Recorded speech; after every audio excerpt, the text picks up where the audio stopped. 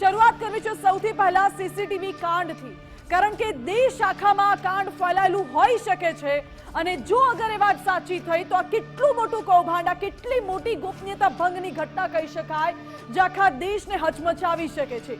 ગુજરાત સહિત દેશને હચમચાવનાર સીસીટીવી કાંડમાં મોટો ઘટસ્ફોટ એ થયો છે અત્યારે કે પાયલ હોસ્પિટલ સીસીટીવી કાંડમાં સાયબર ક્રાઇમને સફળતા મળી। મહારાષ્ટ્રથી 2 આરોપી અને પ્રયાગરાજથી 1 આરોપીની અટકાયત કરી લેવામાં આવી છે।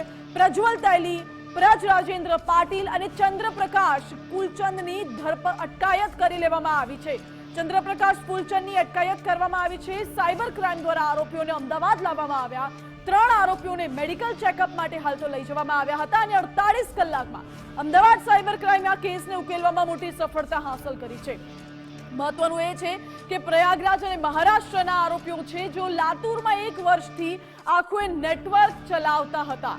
એટલાન્ટા રોમાનિયાના હેકરની મદદથી આ રેકેટ ચાલતું હતું, એટલે વિદેશી લોકો આ ભારતની હોસ્પિટલોના સીસીટીવી હેક કરતા હતા, તેમાંથી મહિલાઓના વિડીયોઝ લેતા હતા અને એ વિડીયો સોશિયલ મીડિયામાં અપલોડ કરીને તેના નામે પૈસા વસૂલતા હતા। અનેક હોસ્પિટલોના વિડીયો અપલોડ થયાનો પણ ખુલાસો થયો છે। પાયલ હોસ્પિટલના સ્ટાફની કોઈ પણ પ્રકારે આ કાંડમાં સંડોવણી નથી તેવો પણ પોલીસનો દાવો છે, જો કે હજુ પણ તપાસ ચાલી રહી છે। આ સાથે જ આપને જણાવી દઈએ, ટેલિગ્રામમાં પ્રજ્વલ તૈલી આખું વેચાણ કરતો હતો વિડીયોઝનું। પ્રજ રાજેન્દ્ર પાટીલ જે સોશિયલ મીડિયા હેન્ડલમાંનું સંચાલન કરતો હતો અને ત્રીજો આરોપી છે ચંદ્રપ્રકાશ જે કુંભ મેળામાં પ્રયાગરાજમાં મહિલાઓના સ્નાનના વિડીયો લેતો હતો, આ વિડીયો અપલોડ કરતો હતો અને તેના થકી તે લોકો કમાણી કરતા હતા। આરોપીઓની પૂછપરછ હાલ તો ચાલી રહી છે અને વધુ કેટલા ખુલાસા થાય તેવી પણ શક્યતા અત્યારે સેવાઈ રહી છે।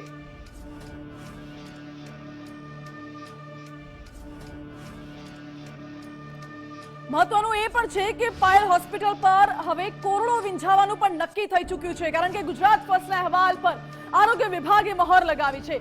લેબર રૂમમાં સીસીટીવી લગાવી શકાય નહીં। જી હા, નિયમ છે કે લેબર રૂમમાં સીસીટીવી લગાવી ન શકાય તેવું આરોગ્ય વિભાગે પોતે કહ્યું છે।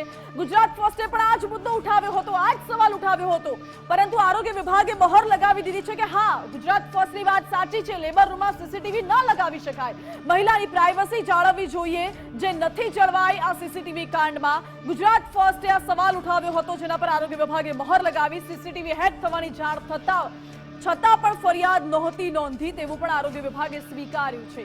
આરોગ્ય વિભાગનો રિપોર્ટ હવે હોસ્પિટલનું ભવિષ્ય નક્કી કરશે।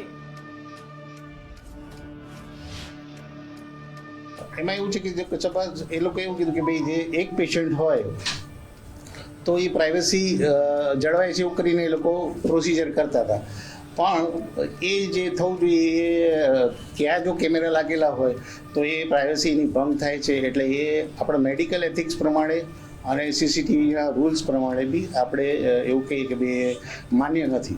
એમ તો ક્લિનિકલ એસ્ટેબ્લિશમેન્ટ એક્ટની અંદર એવી કોઈ જોગવાઈ છે નહીં અત્યારે, પણ સીસીટીવીના જે નિયમો કે એવું હોય લાગુ પડતા હોય તો, અને મેડિકલ એથિક્સની અંદર એવું કહે છે કે ભાઈ મેડિકલ એથિક્સ એવું છે કે પેશન્ટની પ્રાઇવસી પહેલાં, અને પેશન્ટની પ્રાઇવસી ના જળવાતી હોય અને એમાં બી જો ફિમેલ પેશન્ટ હોય તો તમારે એટેન્ડન્ટ બી રાખવાનો છે, કર્ટેન બી રાખવાનો છે, અને એ રીતે એની પ્રાઇવસી, એની કોન્ફિડેન્શિયાલિટી બધી જ રહેવી જોઈએ એ છે। મેડિકલ એથિક્સની અંદર જો ના આવતું હોય તો આપણે એને નોટિસ આપીને એની સાથે સાથે એનો ખુલાસો પૂછી શકીએ પહેલાં, અને આગળની કાર્યવાહી જે આપણે પછી કમિટી ડિસાઇડ કરશે એ પ્રમાણે આપણે એ જે છે વસ્તુ પ્રાઇવસી ભંગનું જે છે આખું એ ક્રિમિનલ પ્રોસિજર કોડની અંદર જતું રહે છે। એટલે આરોગ્ય વિભાગ દ્વારા હાલ તો આ મુદ્દે તપાસ ચાલી રહી છે। 5 સભ્યોની ટીમ બનાવવામાં આવી છે જે હોસ્પિટલમાં તપાસ કરશે અને પાયલ હોસ્પિટલમાં સીસીટીવી કાંડને લઈને અત્યારે તપાસનો ધમધમાટ ચાલી રહ્યો છે। ત્યારે રાજકોટથી સંવાદદાતા ગૌતમ ભેડા લાઈવ જોડાઈ ગયા છે। ગૌતમ, આરોગ્ય વિભાગ દ્વારા 5 સભ્યોની ટીમ બનાવવામાં આવી છે જે તપાસ કરશે અને ગુજરાત ફર્સ્ટે અગાઉ જે સવાલો ઉઠાવ્યા હતા, જે મુદ્દો ઉઠાવ્યો હતો, તેના પર પણ આરોગ્ય વિભાગે મહોર લગાવી છે।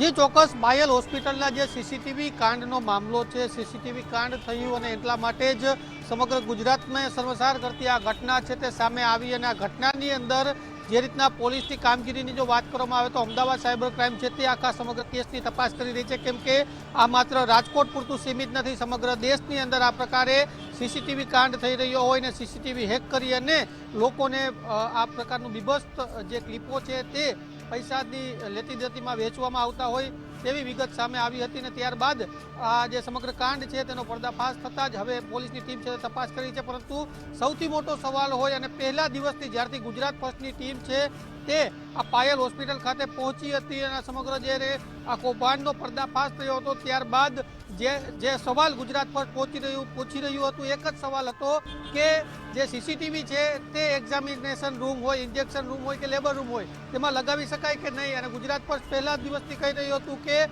જે હોસ્પિટલ છે તેમના દ્વારા પણ ભૂલ કરવામાં આવી છે કે જે દર્દીઓ છે તેની પ્રાઇવેસી છે તેને લીક કરવામાં આવી છે ને એટલા જ કારણે હોસ્પિટલ પણ શંકાના દાયરામાં છે. ને હવે આરોગ્ય વિભાગ છે, રાજકોટ જિલ્લા આરોગ્ય વિભાગ કે જેની એક ટીમ છે 5 વ્યક્તિઓની, 5 અધિકારીઓની, તે તપાસ કરી રહી છે. અને આ ટીમ છે તેમના દ્વારા એવું સ્પષ્ટ કહેવામાં આવ્યું છે કે લેબર રૂમમાં પણ આ પ્રકારે સીસીટીવી રાખી ન શકાય. તો હવે સવાલ એ છે કે આખું જે આ કૌભાંડ છે, દેશવ્યાપી કૌભાંડ છે, એમાં તો આરોપી ઝડપાઈ રહ્યા છે પરંતુ પાયલ હોસ્પિટલ કે જેમની એક ભૂલ સામે આવી છે, જે મેં કહ્યું એમ કે સીસીટીવી આ પ્રકારે રૂમમાં ન રાખી શકાય, તો આ જે હોસ્પિટલ છે તેની સામે કાર્યવાહી થશે કે કેમ તે સૌથી મોટો સવાલ છે. જી આપનું હોસ્પિટલ સામે હવે કયા પ્રકારની કાર્યવાહી થશે કે કેમ સવાલ છે. ગૌતમ, આભાર આપનો જોડાવા બદલ.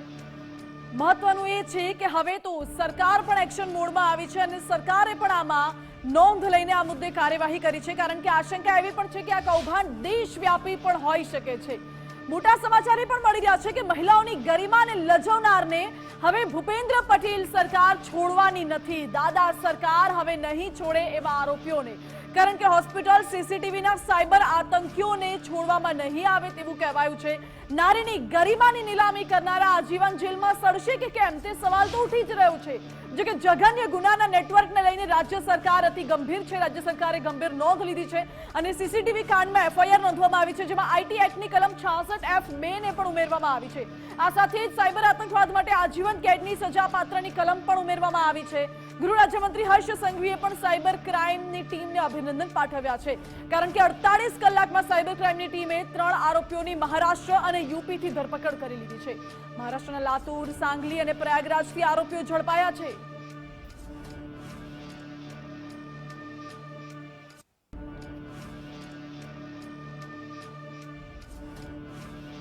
તો આ રાજકોટ સીસીટીવી કાંડનો મુદ્દો, જેમાં ગૃહ રાજ્યમંત્રીએ પોલીસની કામગીરીના વખાણ કર્યા છે અને બીજી તરફ વિધાનસભા ગૃહમાં પણ રાજકોટ સીસીટીવી કાંડનો મુદ્દો ગુંજ્યો છે. જી હા, ગૃહ રાજ્યમંત્રી હર્ષ સંઘવીએ આઈપીએસ લવીના સિન્હાના વખાણ કર્યા. ગૃહ રાજ્યમંત્રીએ કહ્યું કે મહિલા આઈપીએસને વંદન કરું છું. રાજકોટની ઘટનામાં કેમેરા હેક કરનારને ઝડપી પાડ્યા છે. 3000 કિલોમીટર દૂરથી આરોપીને ઝડપીને લાવવામાં આવ્યા. સાયબર ટેરરિઝમની કલમ પણ લગાવવામાં આવી છે તેવું ગૃહ રાજ્યમંત્રીએ કહ્યું.